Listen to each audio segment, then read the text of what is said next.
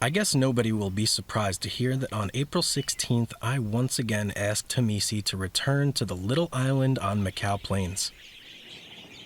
The starlings in the crowns of the trees were audible long before we parked our vehicle.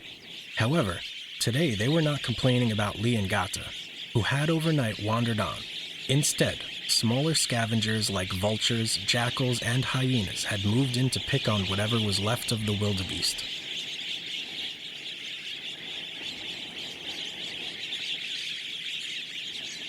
With Klaus still busy filming, Hamisi was already searching for more interesting sights, and was, no surprise either, pretty successful. He had spotted Leongata less than half a mile away.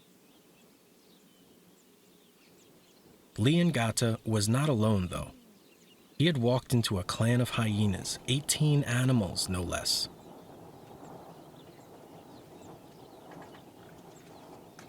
Hyenas are considered to be one animal species whose intelligence is still greatly underestimated.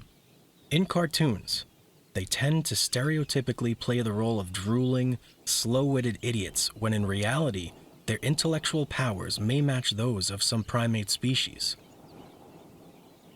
Therefore, Klaus and Hamisi were pretty sure that these particular hyenas understood very well that their opponent was injured, and thus very limited in his abilities to defend himself. And yet, the hyenas did not dare to attack. What do you think is happening?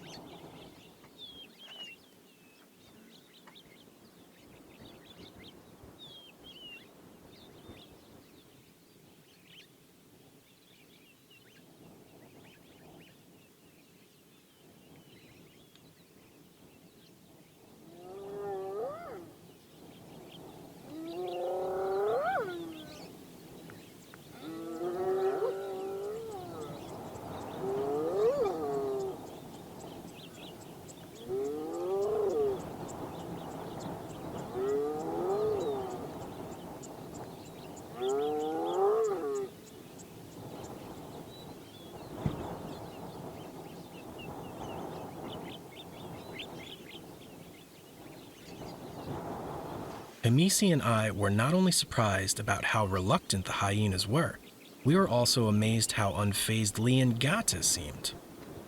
Lying down may well have been a move to protect his most vulnerable body parts, but moments later, he put down his head as well. Talk about one cool lion.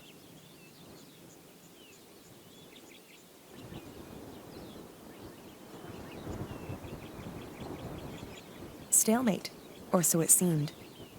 Hamisi used the opportunity to drive around the animals and discovered even more hyenas. We now assumed that Leongata had left the wildebeest carcass in search of water and had accidentally stumbled across the hyenas that had already claimed the waterhole as theirs.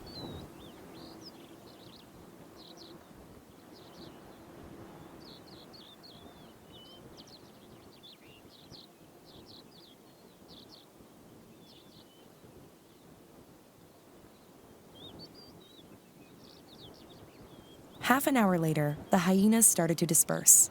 The epic fight Klaus had secretly been hoping for. It was not meant to be, at least not on this day. Unfortunately, this day was also the last day we saw Leongata altogether.